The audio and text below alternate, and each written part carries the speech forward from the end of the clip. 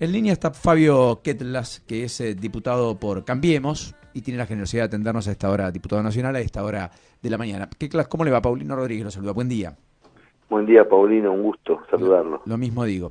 ¿En qué estado está, antes de entrar con el tema de la despenalización del aborto, en qué tema está la urbanización de villas, ese planteo para urbanizar 4.200 villas en un plazo, entiendo, de 5 a 10 años en la Argentina?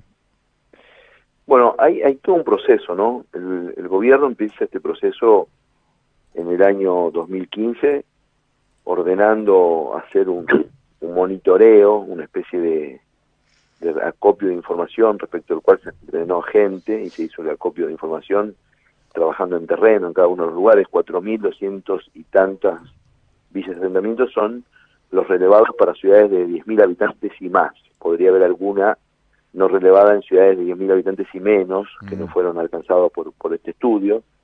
Este estudio nos da mucha información, es un trabajo, fue una verdadera epopeya que el gobierno llevó adelante con organizaciones de la sociedad civil. Por lo tanto conocemos mucho más acerca de la sociedad que vive en esos lugares, sus condiciones de vida, sus ingresos, los metros cuadrados que ocupan, la condición dominial de los terrenos en que están, si existe riesgo ambiental, si no existe riesgo ambiental.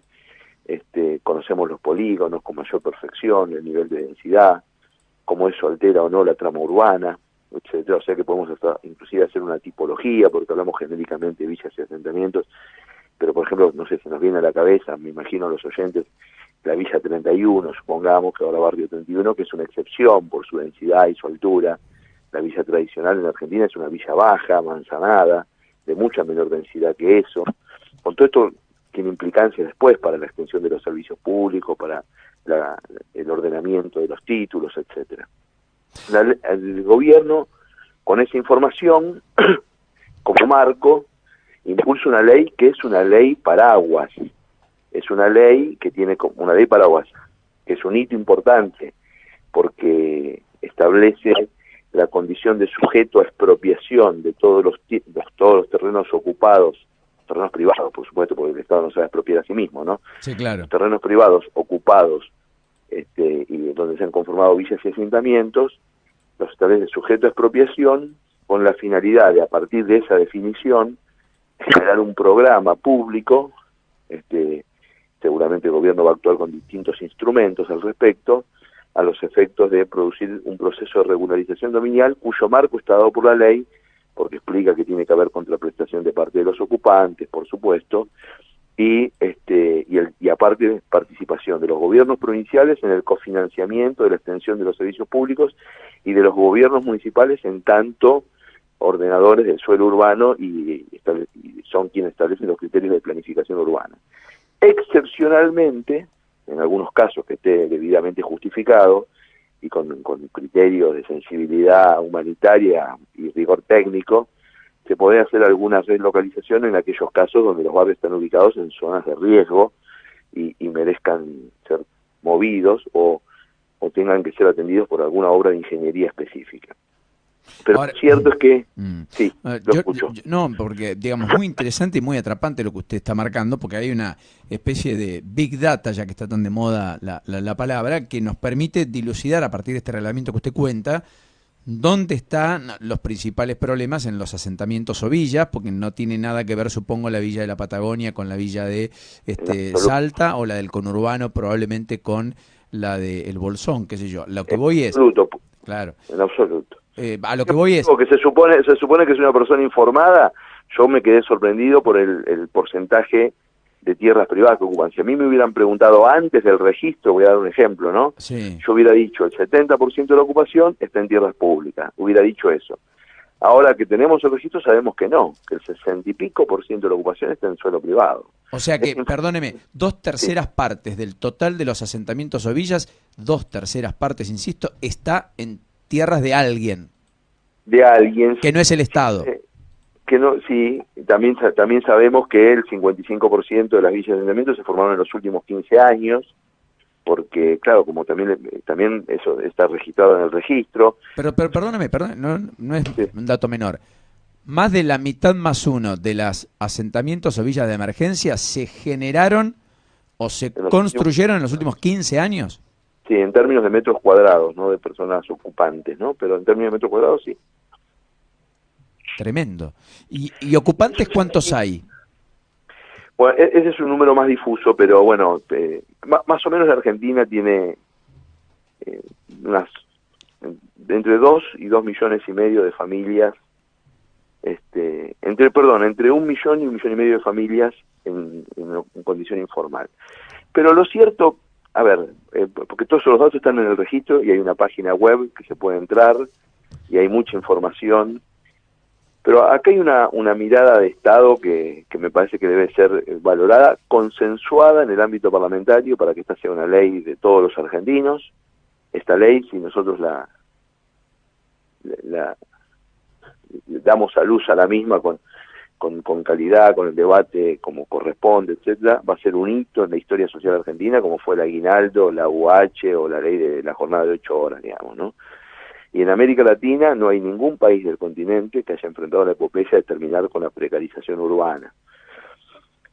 Esto es muy importante. O sea, perdóname, usted está haciendo el foco en un aspecto en donde por ahí recibe críticas el gobierno, porque el gobierno, la impronta de Macri en el momento era erradicar las villas, y ahora el tema es urbanizarlas, que es exactamente, diría lo opuesto, pero una cosa es sacarlas, terminarlas, eliminarlas, y otra cosa es legitimarlas, digamos. Entonces ahí genera alguna discusión, incluso dentro del votante de Cambio. Perdón, en términos urbanos, bueno, hay varias cosas acá en términos urbanos, erradicarlas en el concepto, no sé qué le viene a la cabeza al oyente cuando dice erradicarlas, si le viene una topadora o la constitución de un barrio de vivienda pública. Si es una topadora, es social, eso sería una agresión y sería social y políticamente inaceptable. Y en términos de transformarlo como se hizo en Europa, donde los países del sur de Europa, después de la Segunda Guerra Mundial, combatieron el chabolismo, como se llama allá, con barrios de vivienda pública, sería construir decenas o cientos de miles de barrios de vivienda pública, lo que sería infinanciable por parte del Estado argentino ni ningún Estado latinoamericano, y esas operaciones tan masivas, uniformizantes y etcétera, terminaron siendo operaciones urbanas de muy mal resultado.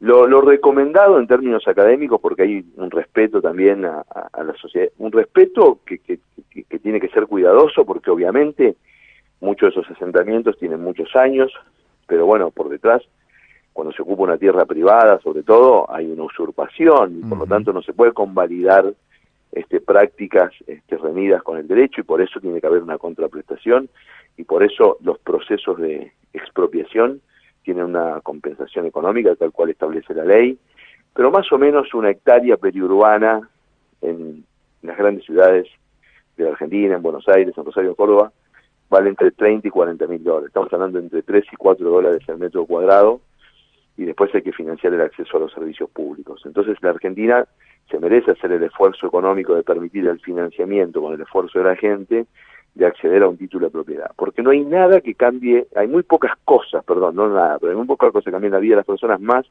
que transformarlos a la condición propietaria, ¿no? Sí, Entonces, hay estudios al respecto. Y aparte nosotros le pegamos, si lo hacemos bien y no caemos en el discurso fácil, le pegamos un mazazo a la transferencia transgeneracional de la pobreza, digamos, ¿no? En Argentina la pobreza somos 30%, para no entrar en discusión aproximadamente, pero en menores de 14 años es casi el 50%. Si, como de la pobreza no se sale en automático, si nosotros no hacemos nada, nosotros tenemos el riesgo dentro de 20 años de tener 50% de pobreza. Es muy difícil que un joven pobre pase a ser un adulto no pobre. Entonces tenemos muy concentrada la pobreza en los jóvenes. Si nosotros a esas familias las transformamos en propietarias, que aumenta la tasa de inversión en el hogar, tienen la posibilidad de trasladar un título a sus hijos, etcétera, le estaremos dando un mazazo a la transferencia transgeneracional de la pobreza. Otro aspecto que muchas veces no es visto es que si nosotros no entramos con procesos de regularización en esos barrios, ahí hay una disputa territorial entre el poder del Estado y de la ley u otros poderes que organizan el territorio. Y nosotros tenemos que entrar ahí como un ejército de emancipación, con agua, cloaca, acceso al gas, que haya que la gente esté conectada regularmente, que no corra riesgos, que no respire por quemar leña, que no se muera con monóxido de carbono, etcétera. Eso es muy importante porque esa condición ciudadana, digamos, lo transforma a todas esas personas en agentes económicos de agregación de valor cívico, social, etcétera, mucho más importante, ¿no? Entonces, es una epopeya que obviamente puede haber, a veces hay rencores sociales o historias no bien saldadas y cuestionamientos.